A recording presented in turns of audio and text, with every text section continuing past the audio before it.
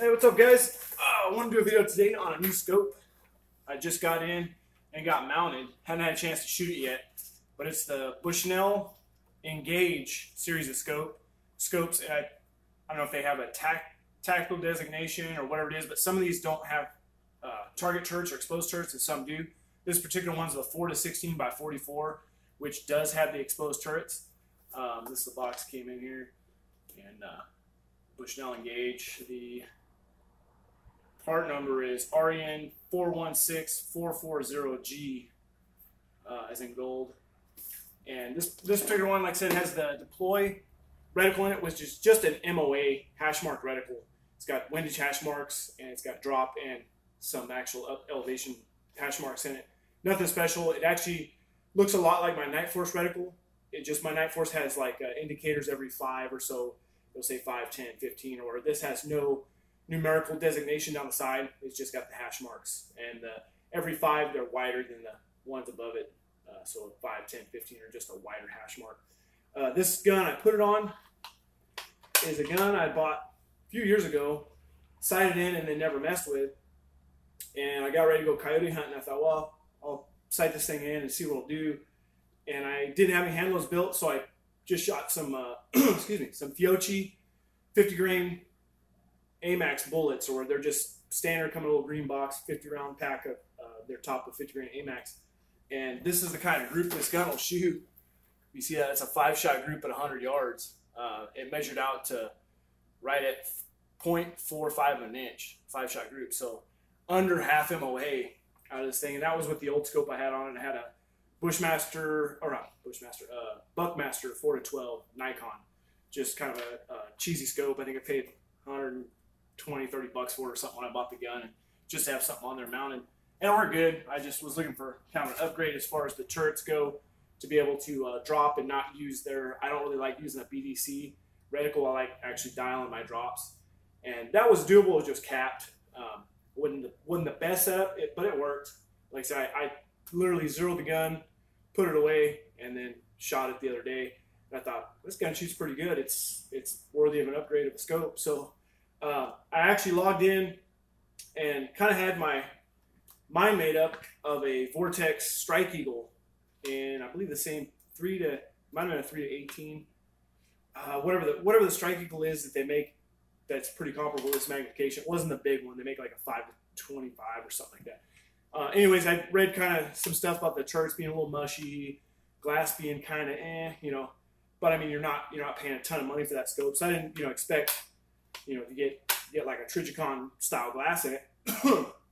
But I'm really concerned about turret tracking, that they track true, everything like that, because that really matters when you're shooting long range, that you can that it's correct when you're going up to dial your drop, and then it comes back to 0.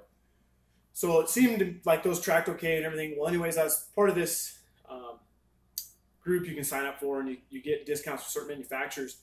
And Vortex was on there, and so was Bushnell. And I just happened to click Bushnell, look through there, and then ran into these scopes on there. Didn't really even know nothing about them. Went back to YouTube, started doing some video reviews, read some write-ups online, some gun magazines and stuff and whatnot.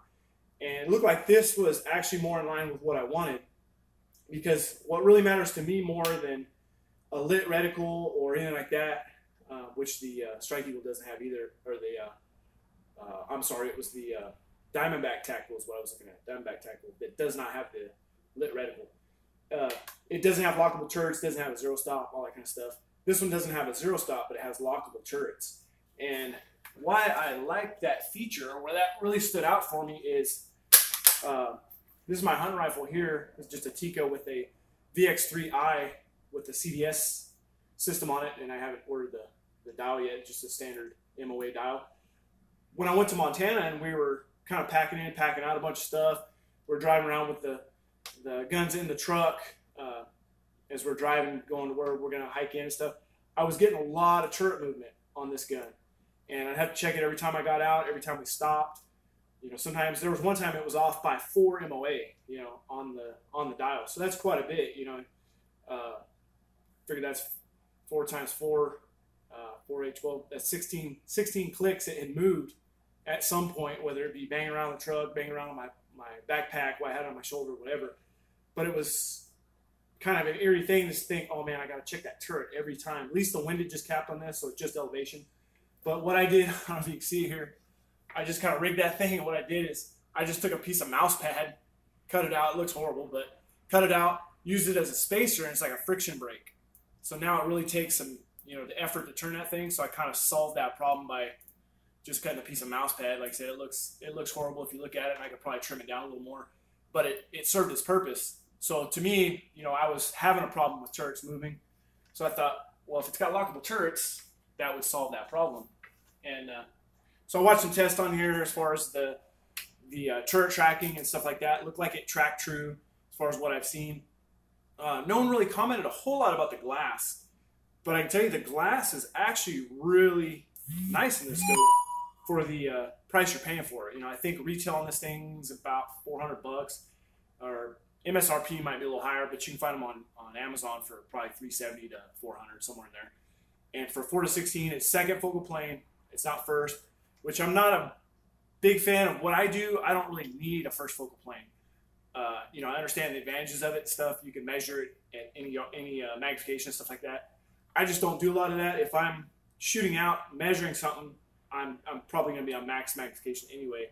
So it works out good for me. And I usually, like I said, run off my dope chart and our laser rangefinder. So at that point, those hash marks, I don't really shoot off the hash marks. I'll just dial it. So I could dial it 4, I can dial it 16. It doesn't matter. It's going to be the same dial in after I get my yardage from my rangefinder. So the glass clarity actually surprised me when it showed up. Got it mounted. By the time I got everything said and done, it was kind of getting a little dark, kind of dusk out there. And I was looking out to the property in kind of low light situations, and I could see better, through the scope than I could my naked eye, which is, usually true with most scopes. But it did have a nice clear picture on it. It was bright, and the glass looked good. I haven't shot it yet. These are just first impressions, but as far as what I can tell, it looks like a nice picture. You get scope, looks like Butler Creek. They got their B logo on it, but I think these are Butler Creeks. They're just like the other ones I have. They come with it. You get it in the box. The turrets, like I said, lock. So if you're locked in 0, you're packing around, you're riding around looking for coyotes or something in your truck, the turrets won't move. There's no way to move these things once they're locked. Only thing you have to worry about is your side focus, kind of wheeling around, which it's got good tension. It's smooth, but there's a decent amount of tension on that side focus. So I don't see that moving a whole lot. And if it does, at least if it's just your side focus moving, you can tell when you pull it up, it's going to be a little blurry or whatever. You can adjust it at that point. But with the turret out, you don't know until you take the shot. And you can shoot over and under, look up, and your turret's off. You're kind of already up the creek at that point. The magnification ring, nice and smooth. Like I said, there's some resistance there, but it's not, doesn't feel overly done or anything like that. But it's not so loose it doesn't feel like it's just gonna wheel around on itself. It's got good tension on it. So the turrets have a good, they're not real loud as far as the click goes. I can hear them. I don't know if the camera picked that up, but they definitely got a good feel. When you click over, they're solid. There's just a minimal amount of slop in them. I mean, just a minimal amount. So that's pretty decent, as far as movement on that. I'm happy with that. Like I said, it's just I've felt some other scopes that have quite a bit more than that, and we're a little higher dollar in this scope.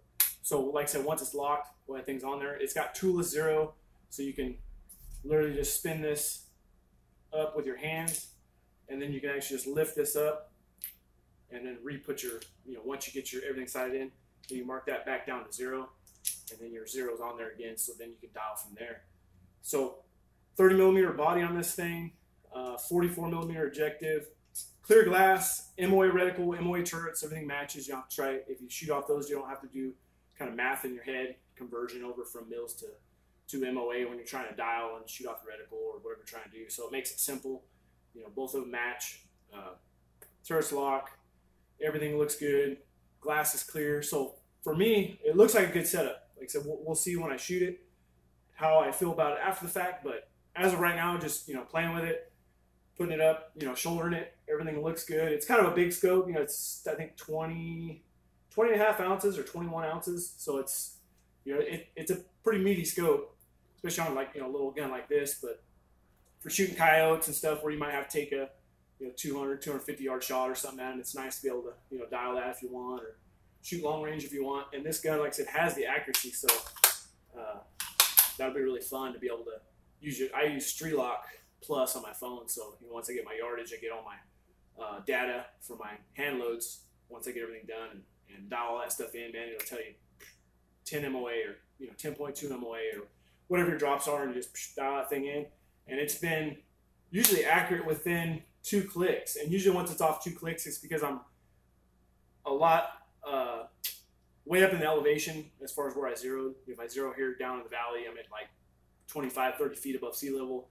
And if I'm hunting up 45, 55, 65, 75, whatever, 100 feet, then if you don't think to put that in your Street Lock, that'll throw you off by a couple of clicks. Sometimes at, you know, 400 or 500 yards, you'll be off a couple of clicks. But other than that, it's been on the money. So kind of interested to see what this thing will do with this scope, how well it'll hold up, how well it'll hold zero. I always run these, I don't know how you say it, it's Warney or Warren rings, W-A-R-N-E, I believe. I've had good luck with these things. I run them on everything. This gun has been literally bounced around. You can see how dirty and dusty it is. We were tracking a bear the other day, and we're on a cliffside, and this thing got banged all around. I mean, the scope's scratched. It's, you know, there's dings in the pane of that scope and everything on this thing, and it's never lost zero. So these rings hold up. I mean, I torque them down to 25 inch-pounds, and I Loctite everything, and I've never had a scope move. So good for the money. I mean, they're only about 30. I think they're about $38 on Amazon. So they won't break the bank.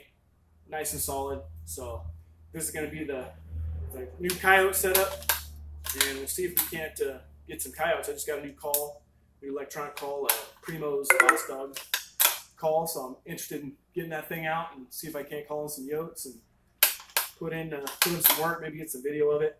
I just got a tripod, so now hopefully I can bring you some more range videos now, since my camera woman is only off one day a week with me, so sometimes that's not her greatest idea of what to do on our shared day off. So at least with a tripod now, I can set you guys up and film something where it doesn't look like the Blair Witch Project's going on.